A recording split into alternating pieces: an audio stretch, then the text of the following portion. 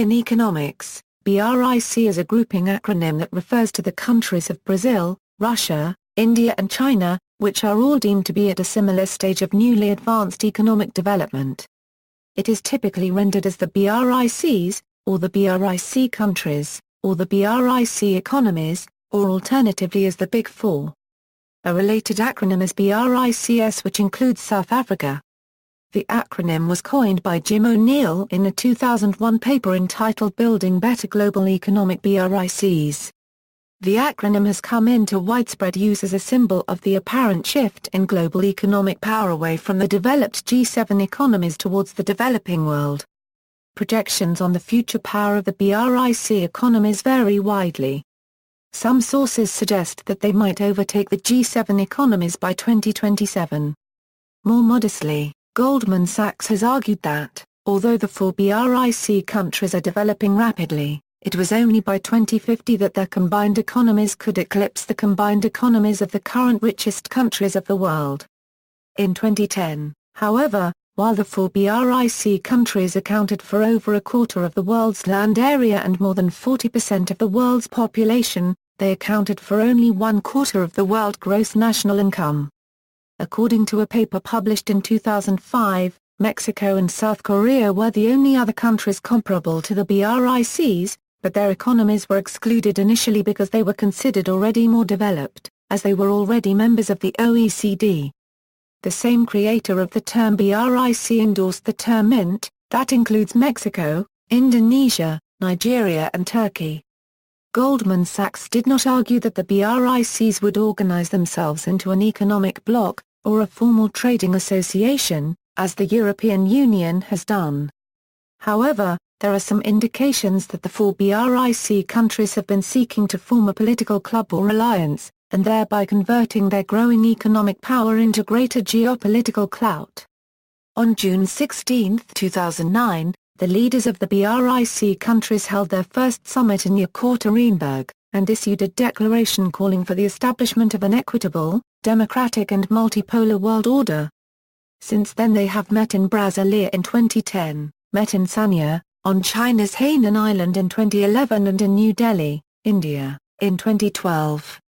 Some other developing countries that have not yet reached the N11 economic level, such as South Africa, aspired to BRIC status. South Africa was subsequently successful in joining the bloc, despite the fact that economists at the Reuters 2011 Investment Outlook Summit dismissed the prospects of South African success. Jim O'Neill, for example, told the summit that South Africa, at a population of under 50 million people, was just too small an economy to join the BRIC ranks. However, after the BRIC countries formed a political organization among themselves, they later expanded to include South Africa, becoming the BRICS. Several of the more developed of the N11 countries, in particular Turkey, Mexico, Indonesia and South Korea, were seen as the most likely contenders to the BRICs. In recent years, the BRICs have received increasing scholarly attention.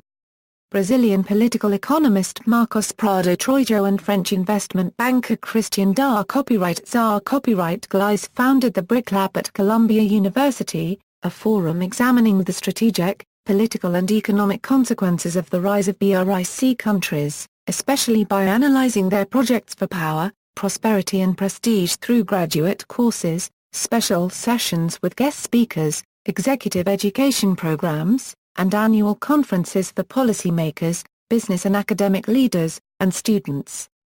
Thesis: the economic potential of Brazil, Russia, India and China is such that they could become among the four most dominant economies by the year 2050.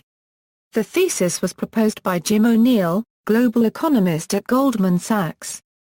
These countries encompass over 25% of the world's land coverage and 40% of the world's population and hold a combined GDP of $20 trillion. On almost every scale, they would be the largest entity on the global stage. These four countries are among the biggest and fastest-growing emerging markets. Until 2011, they have taken steps to increase their political cooperation, mainly as a way of influencing the United States' position on major trade accords, or, through the implicit threat of political cooperation, as a way of extracting political concessions from the United States, such as the proposed nuclear cooperation with India. Dreaming with BRICs, the path to 2050 inches, the BRIC thesis recognizes that Brazil, Russia, India and China have changed their political systems to embrace global capitalism. Goldman Sachs predicts that China and India, respectively, will become the dominant global suppliers of manufactured goods and services, while Brazil and Russia will become similarly dominant as suppliers of raw materials.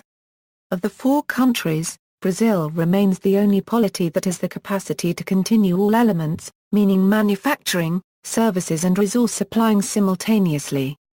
Cooperation is thus hypothesized to be a logical next step among the BRICs because Brazil and Russia together form the logical commodity suppliers. Follow-up report. The Goldman Sachs Global Economics team released a follow-up report to its initial BRIC study in 2004. The report states that in BRIC nations, the number of people with an annual income over a threshold of $3,000 will double in number within 3 years and reach 800 million people within a decade. This predicts a massive rise in the size of the middle class in these nations. In 2025, it is calculated that the number of people in BRIC nations earning over $15,000 may reach over 200 million people. This indicates that a huge pickup in demand will not be restricted to basic goods but impact higher-priced goods as well. According to the report, first China and then a decade later India will begin to dominate the world economy. Yet despite the balance of growth swinging so decisively towards the BRIC economies, the average level of individuals in the more advanced economies will continue to far outstrip the BRIC economic average.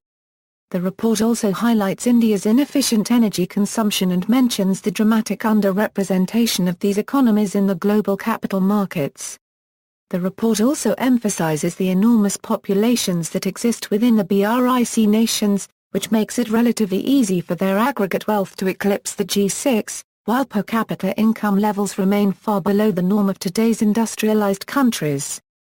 This phenomenon, too, will affect world markets as multinational corporations will attempt to take advantage of the enormous potential markets in the BRICs by producing, for example, far cheaper automobiles and other manufactured goods affordable to the consumers within the BRICs in lieu of the luxury models that currently bring the most income to automobile manufacturers.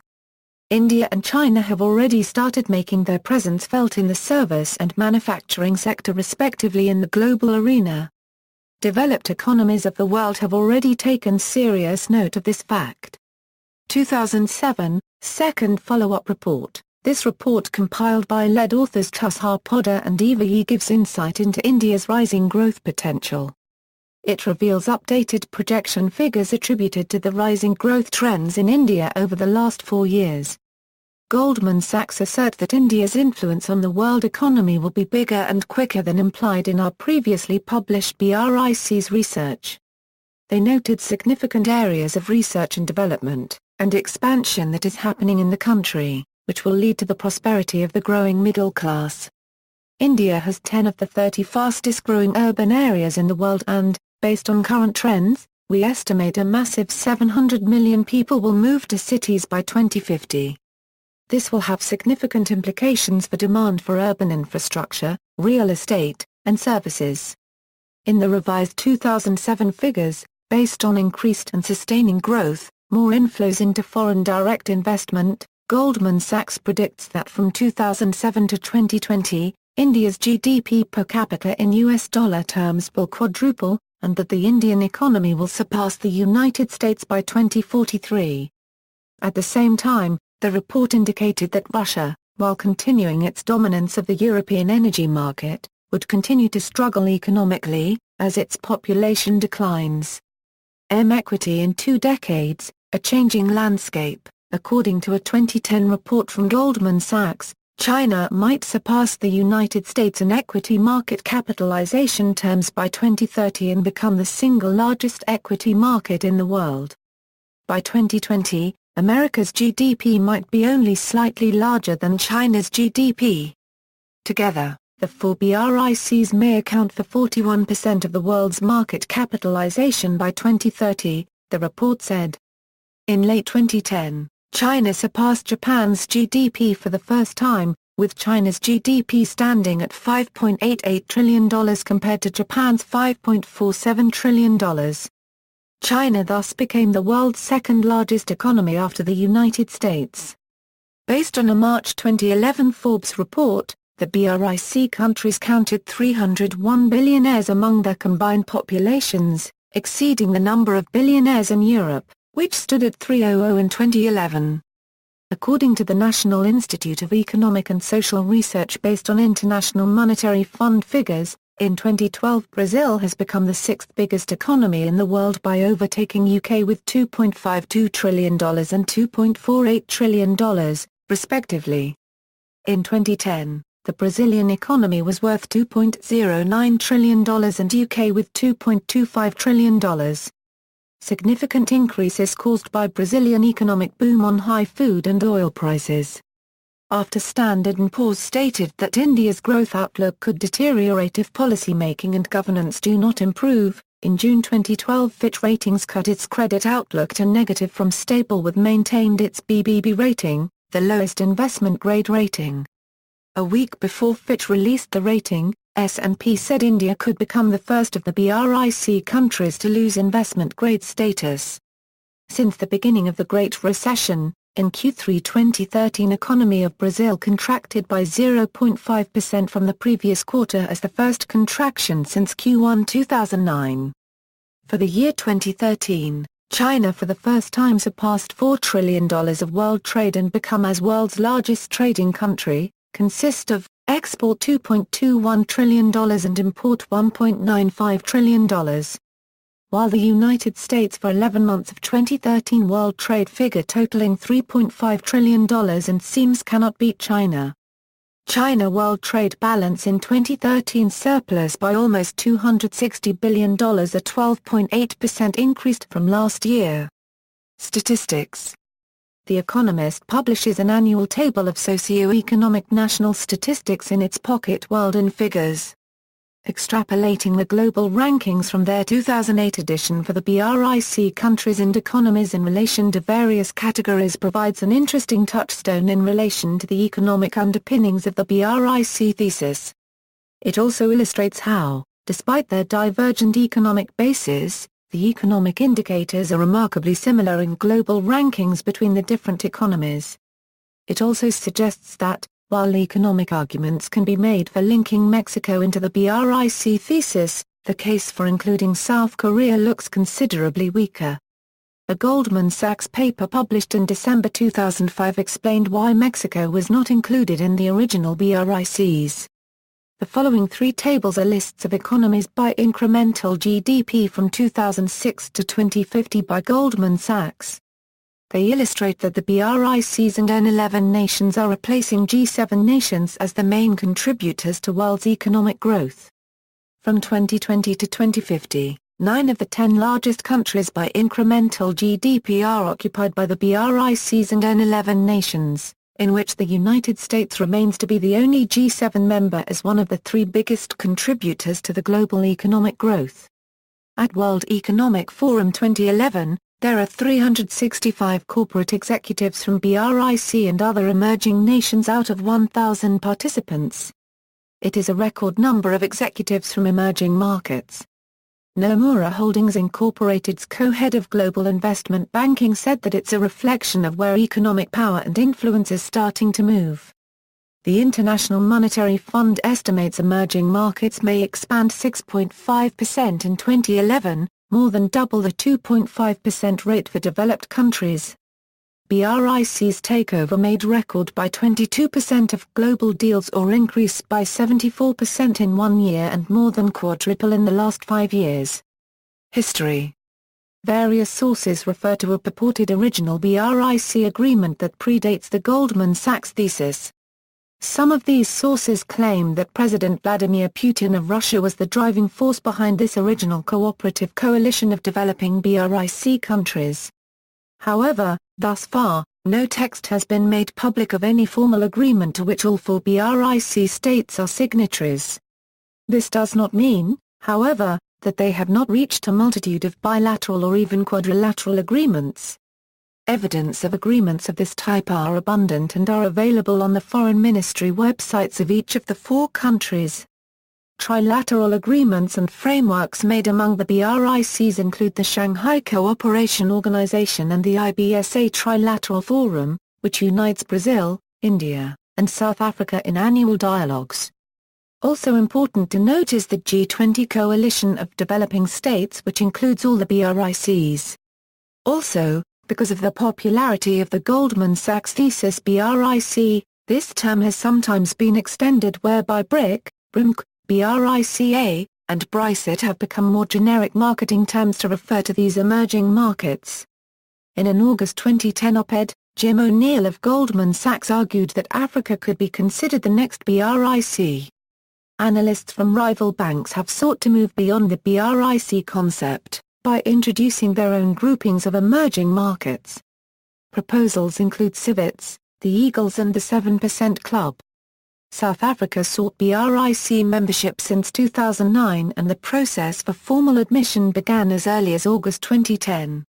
South Africa was officially admitted as a BRIC nation on December 24, 2010, after being invited by China and the other BRIC countries to join the group. The capital Euro in BRICS stands for South Africa. President Jacob Zuma attended the BRICS summit in Sanya in April 2011 as a full member. South Africa stands at a unique position to influence African economic growth and investment. According to Jim O'Neill of Goldman Sachs, who originally coined the term, Africa's combined current gross domestic product is reasonably similar to that of Brazil and Russia, and slightly above that of India. South Africa is a gateway to Southern Africa and Africa in general as the most developed African country. China is South Africa Euro unregistered trademark's largest trading partner, and India wants to increase commercial ties with Africa. South Africa is also Africa Euro unregistered trademark's largest economy, but as number 31 in global GDP economies it is far behind its new partners. Jim O'Neill expressed surprise when South Africa joined BRIC since South Africa's economy is a quarter of the size of Russia's. He believed that the potential was there but did not anticipate inclusion of South Africa at this stage. Martin Davis, a South African emerging markets expert, argued that the decision to invite South Africa made little commercial sense but was politically astute given China's attempts to establish a foothold in Africa. Further, South Africa's inclusion in BRICS may translate to greater South African support for China in global fora. He has great belief that the S in BRICS could be replaced eventually by SADC. African credentials are important geopolitically, giving BRICS a 4-continent breadth, influence and trade opportunities. South Africa's addition is a deft political move that further enhances BRIC's Euro unregistered trademark power and status. In the original essay that coined the term, Goldman Sachs did not argue that the BRICs would organize themselves into an economic bloc, or a formal trading association which this move signifies. Marketing. The BRIC term is also used by companies who refer to the 4 named countries as key to their emerging markets strategies. By comparison, the reduced acronym IC would not be attractive, although the term Chindia is often used. The BRIC study specifically focuses on large countries, not necessarily the wealthiest or the most productive, and was never intended to be an investment thesis. If investors read the Goldman's research carefully, and agreed with the conclusions, then they would gain exposure to Asian debt and equity markets rather than to Latin America. According to estimates provided by the USDA, the wealthiest regions outside of the G6 in 2015 will be Hong Kong, South Korea and Singapore. Combined with China and India, these 5 economies are likely to be the world's 5 most influential economies outside of the G6. On the other hand, when the R in BRIC is extended beyond Russia and is used as a loose term to include all of Eastern Europe as well, then the BRIC story becomes more compelling. At issue are the multiple serious problems which confront Russia, and the comparatively much lower growth rate seen in Brazil. However, Brazil's lower growth rate obscures the fact that the country is wealthier than China or India on a per capita basis, has a more developed and global integrated financial system and has an economy potentially more diverse than the other BRICs due to its raw material and manufacturing potential. Many other Eastern European countries, such as Poland, Romania, the Czech Republic, Slovakia, Hungary, Bulgaria, and several others were able to continually sustain high economic growth rates and do not experience some of the problems that Russia experiences or experience them to a lesser extent. In terms of GDP per capita in 2008, Brazil ranked 64th, Russia 42nd, India 113th and China 89th. By comparison, South Korea ranked 24th and Singapore 3rd. Brazil's stock market, the Bovespa, has gone from approximately 9,000 in September 2002 to over 70,000 in May 2008. Government policies have favored investment, retiring foreign debt and expanding growth, and a reformulation of the tax system is being voted in the Congress. The British author and researcher Mark Kobayashi-Hillary wrote a book in 2007 titled Building a Future with BRICs for European publisher Springer Verlag that examines the growth of the BRICs region and its effect on global sourcing. Contributors to the book include Nandan Nilekani, and Shiv Nadar. International law. Brazilian lawyer and author Adler Martins has published a paper called Contratos Internacionais entre os Países do BRIC, which highlights the international conventions ratified by the BRIC countries, which allow them to maintain trade and investment activities safely within the group. Martins' study is being further developed by the Federal University of the Minas Gerais state, in Brazil. Financial diversification. It has been argued that geographic diversification would eventually generate superior risk-adjusted returns for long-term global investors by reducing overall portfolio risk while capturing some of the higher rates of return offered by the emerging markets of Asia, Eastern Europe and Latin America. By doing so, these institutional investors have contributed to the financial and economic development of key emerging nations such as Brazil, India, China, and Russia. For global investors, India and China constitute both large-scale production platforms and reservoirs of new consumers, whereas Russia is viewed essentially as an exporter of oil and commodities, Brazil and Latin America being somehow in the middle. Criticism. A criticism is that the BRIC projections are based on the assumptions that resources are limitless and endlessly available when needed. In reality, many important resources currently necessary to sustain economic growth, such as oil, natural gas, coal, other fossil fuels, and uranium might soon experience a peak in production before enough renewable energy can be developed and commercialized, which might result in slower economic growth than anticipated, thus throwing off the projections and their dates. The economic emergence of the BRICs will have unpredictable consequences for the global environment. Indeed, proponents of a set carrying capacity for the Earth may argue that, given current technology, there is a finite limit to how much the BRICs can develop before exceeding the ability of the global economy to supply. Academics and experts have suggested that China is in a league of its own compared to the other BRIC countries. As David Rothkopf wrote in Foreign Policy, without China, the BRICs are just the BRI, a bland, soft cheese that is primarily known for the wine, cig that goes with it. China is the muscle of the group and the Chinese know it. They have effective veto power over any BRIC initiatives because without them, who cares really? They are the one with the big reserves. They are the biggest potential market. They are the US partner in the G2 and the E2 and so on. Deutsche Bank research said in a report that economically, financially and politically, China overshadows and will continue to overshadow the other BRICs. It added that China's economy is larger than that of the three other BRIC economies combined. Moreover, China's exports and its official foreign exchange reserves are more than twice as large as those of the other BRICs combined. In that perspective, some pension investment experts have argued that a Euro-OE China alone accounts for more than 70% of the combined GDP growth generated by the BRIC countries, from 1999 to 2010. If there is a BRIC miracle eater euro unregistered trademark S first and foremost a Chinese ONIA euro. The growth gap between China and other large emerging economies such as Brazil, Russia and India can be attributed to a large extent to China's early focus on ambitious infrastructure projects. While China invested roughly 9% of its GDP on infrastructure in the 1990s and 2000s, most emerging economies invested only 2% to 5% of their GDP. This considerable spending gap allowed the Chinese economy to grow at near optimal conditions while many South American and South Asian economies suffered from various development bottlenecks. The preeminence of China and India as major manufacturing countries with unrealized potential has been widely recognized, but some commentators state that China's and Russia's large-scale disregard for human rights and democracy could be a problem in the future.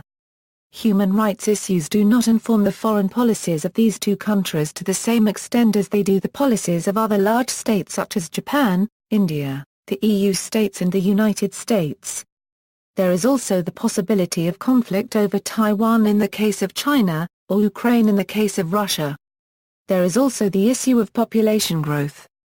The population of Russia has been declining rapidly in the 1990s and only recently did the Russian government predict the population to stabilize and grow in 2020.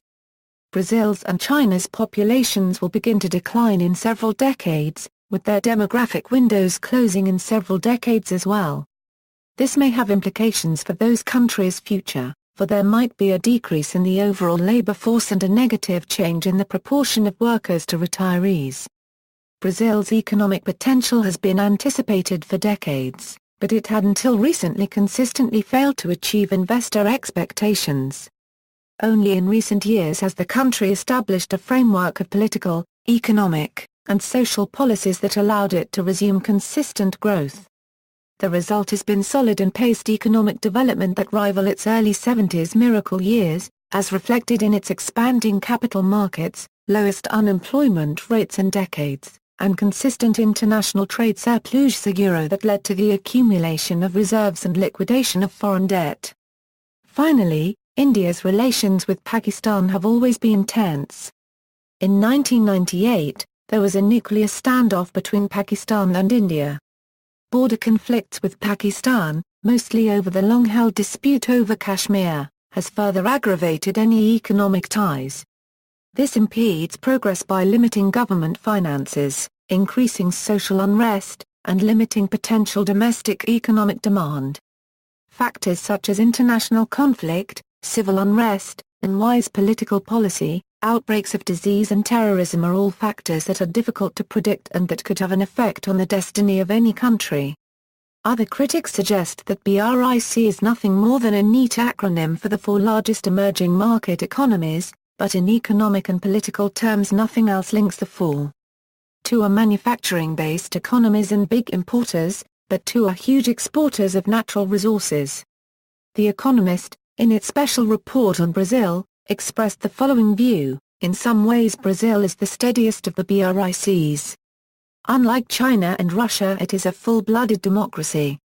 Unlike India, it has no serious disputes with its neighbors. It is the only BRIC without a nuclear bomb. The Heritage Foundation's Economic Freedom Index, which measures factors such as protection of property rights and free trade, ranks Brazil above the other BRICs. Henry Kissinger has stated that the BRIC nations have no hope of acting together as a coherent bloc in world affairs, and that any cooperation will be the result of forces acting on the individual nations. In a not-so-subtle dig critical of the term as nothing more than a shorthand for emerging markets generally, critics have suggested a correlating term, cement. Whilst they accept there has been spectacular growth of the BRIC economies, these gains have largely been the result of the strength of emerging markets generally, and that strength comes through having BRICs and cement. Proposed inclusions: Mexico and South Korea are currently the world's 13th and 15th largest by nominal GDP, just behind the BRIC and G7 economies. Both are experiencing rapid GDP growth of 5% every year, a figure comparable to Brazil from the original BRICs. Jim O'Neill, expert from the same bank and creator of the economic thesis, stated that in 2001 when the paper was created, it did not consider Mexico, but today it has been included because the country is experiencing the same factors that the other countries first included present. While South Korea was not originally included in the BRICs, recent solid economic growth led to Goldman Sachs proposing to add Mexico and South Korea to the BRICs, changing the acronym to BRIC, with Jim O'Neill pointing out that Korea is better placed than most others to realize its potential due to its growth-supportive fundamentals. Again, Jim O'Neill recently created the term MIKT that stands for Mexico, Indonesia, South Korea, and Turkey. A Goldman Sachs paper published later in December 2005 explained why Mexico and South Korea were not included in the original BRICs. According to the paper, among the other countries they looked at, only Mexico and South Korea have the potential to rival the BRICs, but they are economies that they decided to exclude initially because they looked to them as already more developed. However, due to the popularity of the Goldman Sachs thesis, BRIMC, and BRIC are becoming more generic marketing terms to refer to these 6 countries. In their paper BRICs and Beyond, Goldman Sachs stated that Mexico, the 4 BRIC countries in South Korea should not be really thought of as emerging markets in the classical sense, adding that they are a critical part of the modern globalized economy, and just as central to its functioning as the current G7. The term is primarily used in the economic and financial spheres as well as in academia. Its usage has grown especially in the investment sector, where it is used to refer to the bonds emitted by these emerging markets' governments. Mexico. Primarily, along with the BRICs, Goldman Sachs argues that the economic potential of Brazil, Russia, India, Mexico and China is such that they may become the 6 most dominant economies by the year 2050. Due to Mexico's rapidly advancing infrastructure, increasing middle class and rapidly declining poverty rates, it is expected to have a higher GDP per capita than all but 3 European countries by 2050. This newfound local wealth also contributes to the nation's economy by creating a large domestic consumer market which in turn creates more jobs. South Korea. South Korea is one of the world's most highly developed countries, and including it with developing countries like the BRICs is not deemed correct. However, commentators such as William Pesek from Bloomberg argue that Korea is another BRIC in global war, suggesting that it stands out from the next 11 economies with its BRIC-like growth rate, despite its Human Development Index being higher than some of the world's most advanced economies, including France, UK, Austria, Denmark, Finland and Belgium. South Korean workers are the wealthiest among major Asian countries, with a higher income than Japan and the strongest growth rate in the OECD. More importantly, it has a significantly higher growth environment score than all of the BRICs or N11s. According to the IMF, South Korea's GDP measured by purchasing power parity is already larger than Canada and Spain, set to overtake Italy by 2016. In terms of GDP per capita, South Korea overtook Italy and Spain in 2010, with France to be surpassed in 2016. According to Citibank, South Korea will continue by overtaking Germany, Britain, Australia and Sweden by 2020, surpassing Canada, Switzerland, Netherlands and Norway by 2030 and taking over the United States by 2040 to become the world's wealthiest major economy. While measuring the South Korean economy by nominal GDP is inaccurate as the South Korean won is artificially kept low to boost exports, IMF predicts South Korea's nominal GDP and GDP per capita will surpass Spain in 2015. Economists from other investment firms argue that even when measured by nominal GDP per capita, South Korea will achieve over $145,000 in 2040, surpassing the United States, suggesting that wealth is more important than size for bond investors, stating that Korea's credit rating will be rated AAA sooner than 2050. United Korea. In September 2009, Goldman Sachs published its 188th Global Economics paper named A United Korea, which highlighted in detail the potential economic power of a united Korea, which will surpass all current G7 countries except the United States, such as Japan, the United Kingdom, Germany and France within 30 40 years of reunification, estimating GDP to surpass $6 trillion by 2050. The young, skilled labor and large amount of natural resources from the north combined with advanced technology, infrastructure and large amount of capital in the south, as well as Korea's strategic location connecting three economic powers, is likely going to create an economy larger than the bulk of the G7. According to some opinions, a reunited Korea could occur before 2050, or even between 2010 and 2020. If it occurred, Korean reunification would immediately raise the country's population to over 70 million. Current leaders. See also, BRICS, MINT, Civets, Next 11, 4 Asian Tigers, geographical country groupings such as EMEA and APAC, potential superpower, emerging markets, emerging and growth leading economies, North American Union, G7, G8, G8 plus 5, G20, basic countries, PIGS, IBSA Dialogue Forum, list of countries by GDP, list of countries by average wage, list of countries by future GDP estimates, references.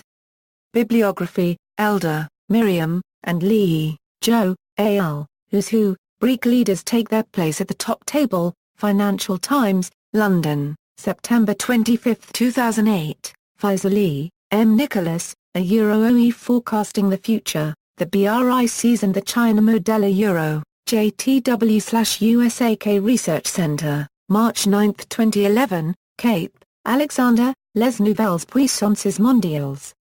Pourquoi les BRIC changent le monde, Paris Ellipses, 2011, 272 p. An ISBN 978-2-7298-6473-6, O'Neill, Jim, BRICs could point the way out of the economic mire, Financial Times, London, September 23, 2008, PA 28. Mark Kobayashi Hillary, Building a Future with BRICs, The Next Decade for Offshoring. ISBN 978-3-540-46453-2. James D. Sidaway Geographies of Development, New Maps, New Visions. The Professional Geographer, 64 1, 49-62. J. Vacuil, Les Pays Copyright Mergence. Bra Copyright Sil Russie in Chine. Mutations à Copyright Économiques et Nouveau d'Art Copyright Fils, Paris Bra Copyright Al, 2010, 207 p. ISBN 978-2-7495-0957-0. Paulo Borba-Casler, Bric Bra Copyright Sil, Russie, in, Chine Afrique du Sud, à la d'un nouvel ordre juridique international, a copyright D. A. Patton, Paris, September 2011, EAN ISBN 978-2-233-00626-4, external links, Center for Rising Powers, University of Cambridge, Russian President Putin planning to glue together the most powerful superpower coalition in the world, Putin, the father of BRIC, the creation of clubs, the BRIC, Gorbachev, not O'Neill, deserves BRIC credit.